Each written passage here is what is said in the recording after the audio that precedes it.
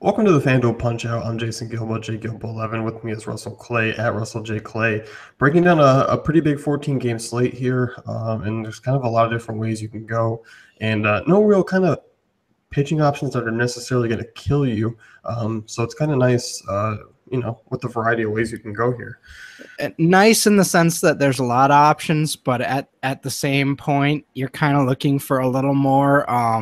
All right, this is the direction I'm going on a 14 gamer, but I do think there's a lot of ways to be flexible, especially with stacks. So, you're just gonna have to pick your spots, and obviously we'll pick our spots here, but there is a lot of flexibility.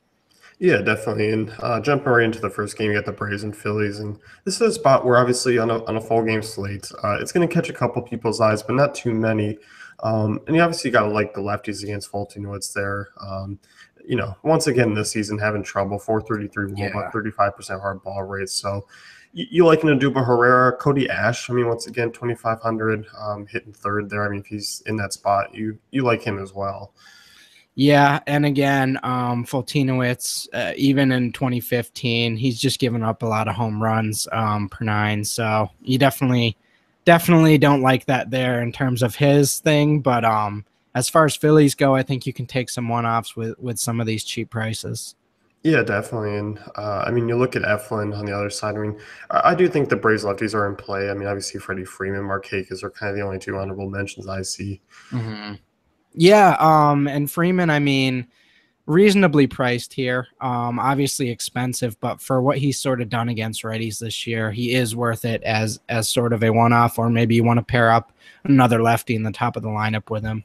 Yeah, definitely. And pretty solid ballpark to hit into. Citizens Bank's pretty friendly for home runs. Yeah. And in terms of this Phillies lineup, I mean, Odubel Herrera, obviously by far the most expensive in that lineup, but I think he's definitely in play tonight. Yeah, definitely. He's probably my favorite guy from that game in general. Mm-hmm.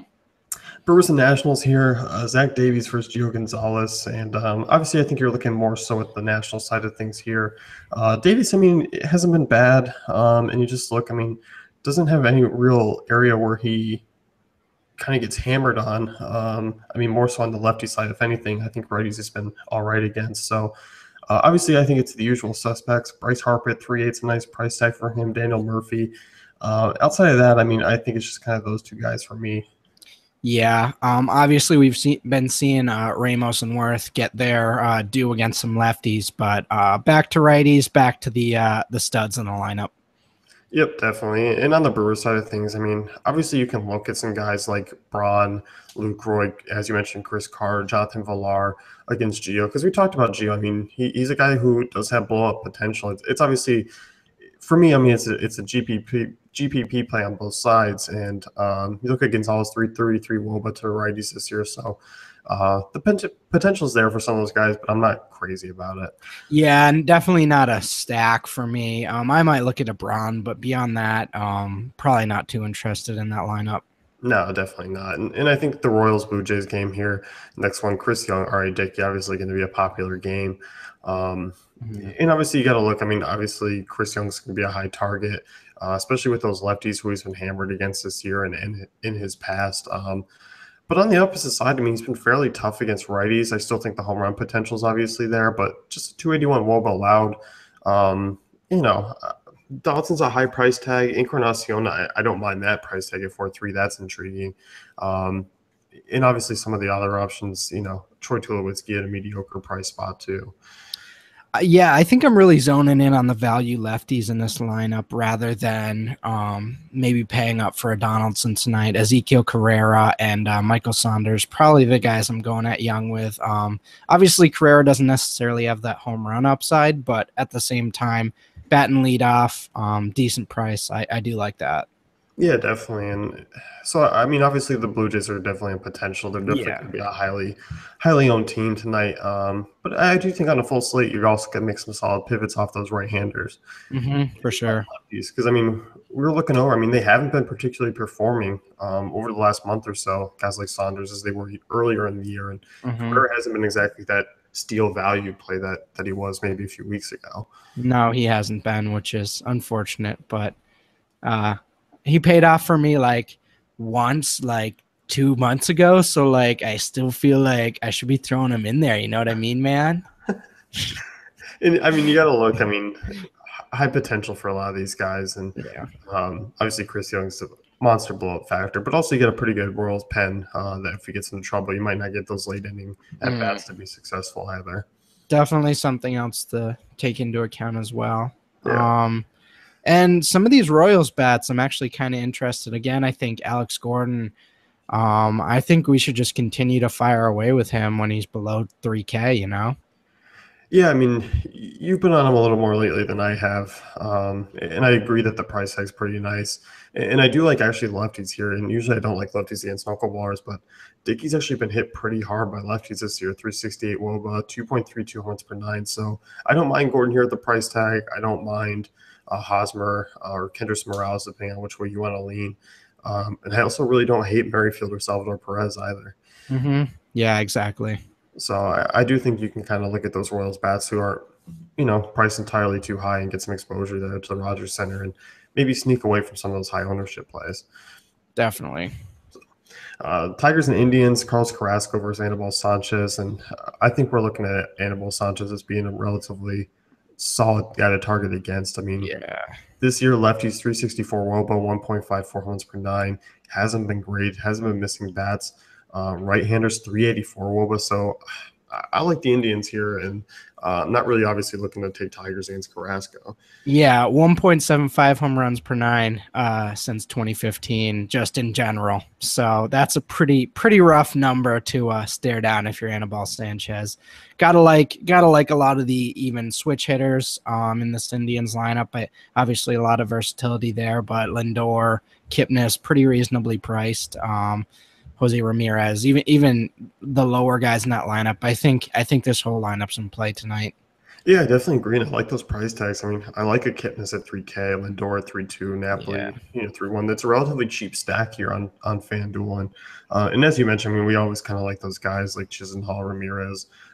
Nick Wynn, I mean, 3.7 is a little expensive for me, just where he's hitting in the order. So he's probably a guy who I can see possibly going yard tonight, but I don't think I want to be around just the price tag to see if that happens. There's just a lot of landmines in that lineup for Sanchez, or at least what I'm envisioning. So I'd be surprised if he really just fully gets through this lineup.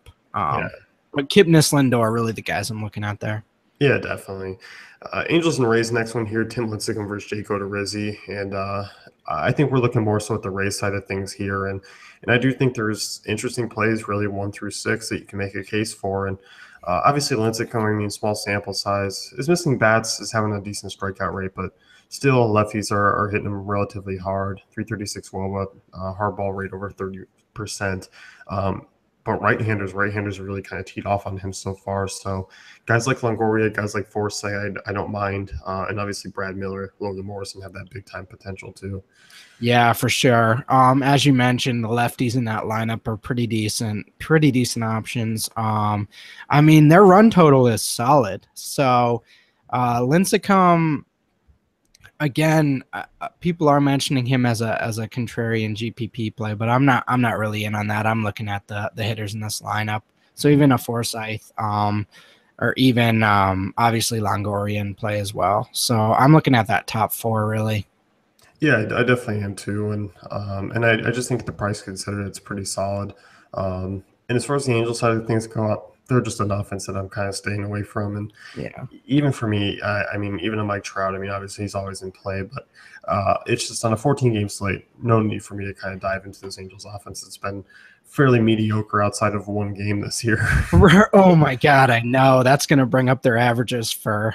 Don't look at their last 14 days or last month splits now, because that's just going to be all out of whack. But yeah, no, not touching them tonight, I don't think. No, and Rangers and Red Sox, the next one here, you got David Price versus AJ Griffin. Talking about the Rangers side of things, they're not really cheap enough for me to use as far as those right-handers guys. I was kind of hoping they'd be priced down a little bit more.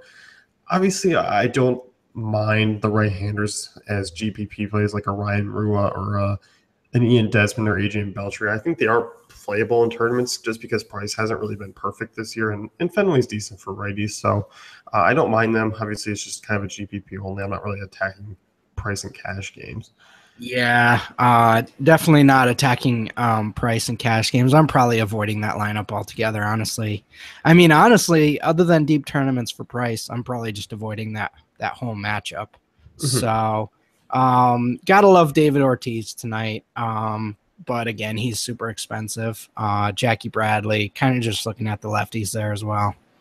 Yeah, I'm definitely in agreement. And I just look, I mean, I know the Red Sox have a pretty friendly total here. And you just look, I mean, I do think the lefties could get to Griffin just because, I mean, 38% hard ball rate to lefties so far this season is intriguing. But as far as the right handed bats go, I mean, obviously Betts is in play, but I'm not really looking at a Bogarts or Pedroia tonight or Hamley. Mm-mm. If anything, I do think Ortiz and Bradley Jr. are kind of the guys who can get it done. And obviously Betts up top. So uh, for me, I'm narrowing the field here. I'm not really looking at them as kind of a full go tonight. Yeah, and that could be a weird thing to sort of think about doing is just stacking the lefties in that Red Sox lineup. And obviously you're saving quite a bit of money there to go somewhere else. So maybe think about stacking Ortiz on the later guys in that order. Yeah, I think that's where kind of the offense could come from tonight.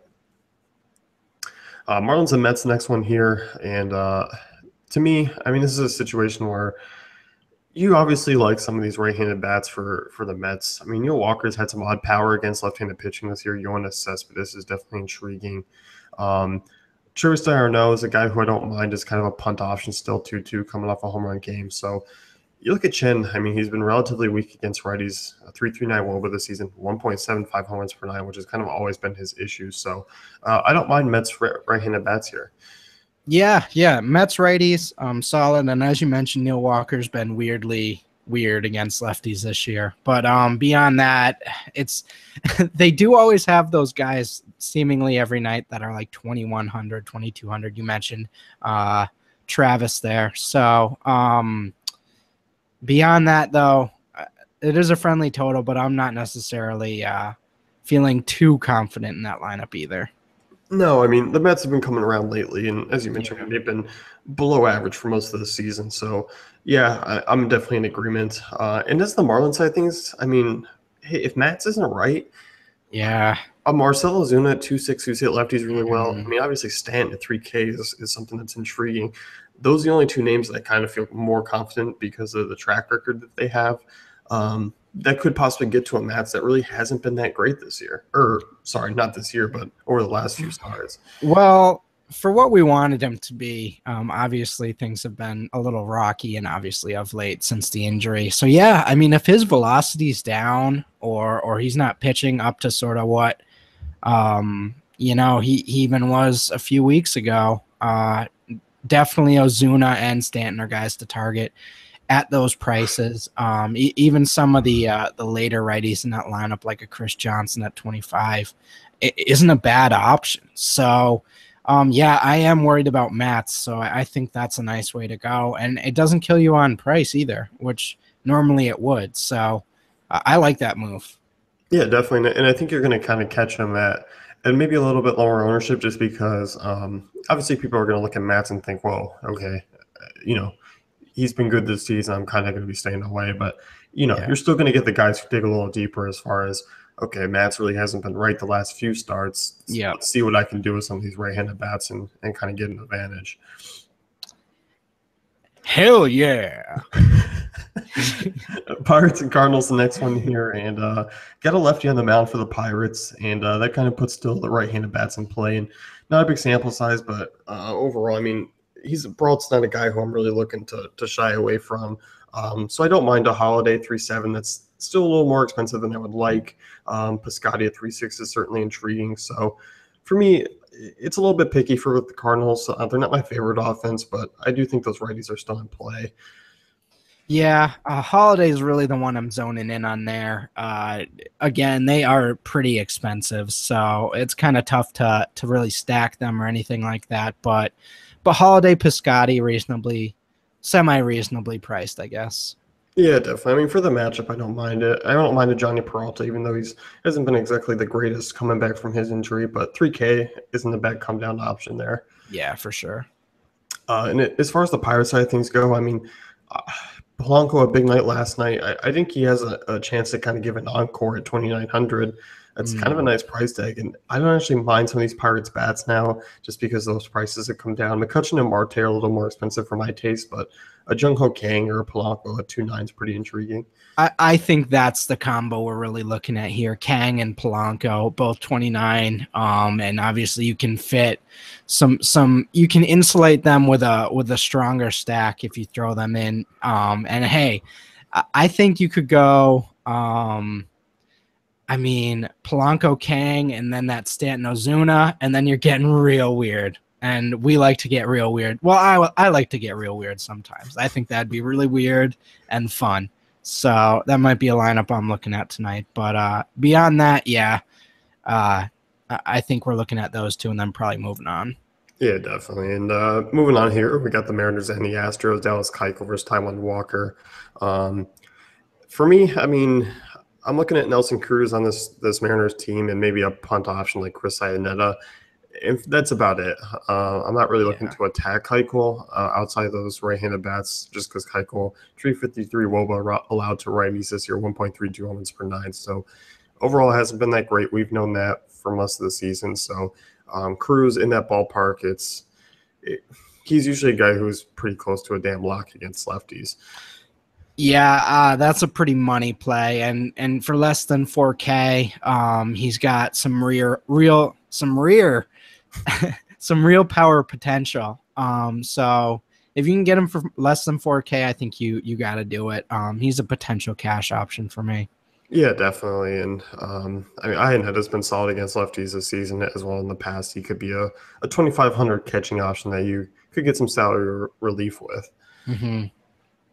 As far as the Houston side of things go, you look at Walker, and outside of Safeco is a little bit worse.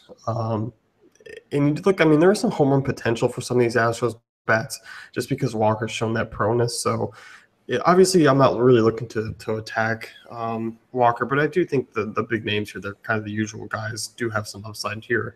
Like, I don't mind using a Springer in GPPs because he is priced highly, but we know his upside. Yeah, absolutely. Again, it's going to be a little tough to fit them in, honestly. I think there's some other values on this slate that'll probably knock them out of play for me, but that doesn't mean there's some potential with this lineup. So they're more deeper GPP plays, but at the same time, I think a Springer or Correa are pretty solid options. Yeah, I definitely think so too. And just kind of looking, yeah, I mean, as you mentioned, the prices are a little bit higher in those ranges. There's definitely guys in better spots. So that's what kind of makes them that deep GPP option. Right. A's and Twins, I mean, this one has the most kind of PPD potential here. A lot of rain moving through the area, but kind of glossing over this one quickly. This one's pretty much the same on both sides. You get two bad lefties, and then kind of the usual right-handed bats that we can talk about. And it's Danny Valencia, Chris Davis, Marcus Semien. Marcus Semien's price tag's really nice at 2.8 here on FanDuel. I mean, he snuck up on me. I didn't know he had 16 home runs the other day, so obviously FanDuel doesn't either. But yeah, I think you're firing off the regular righties there, and then the Dozier, Sano, Eduardo Nunez grouping for the Twins is sort of what you do against lefties as well. So I think it's actually pretty straightforward here. Yeah, definitely. You like those guys like Valencia. I don't mind that price tag. And looking at attacking Manea on the other side, I mean, Miguel Sano, Brian Dozier, Eduardo Nunez, I don't mind those guys and those bats there. And they're all pretty reasonably priced for a game that has a 9.5 over under there. So yeah, you definitely like that. If they do play that game out. Yeah. Yeah, that's the thing there. So keep an eye on that one. Hopefully it does play out because that one could be a fun one for the offense. Sure. Yankees and Sox here. For me, I don't like this game at all. I know. I'm not a fan of it. I think the 8.5 over under is a little bit suspect for me. For me, I'm glossing over it. I don't know if you have any plays that you might want to mention here.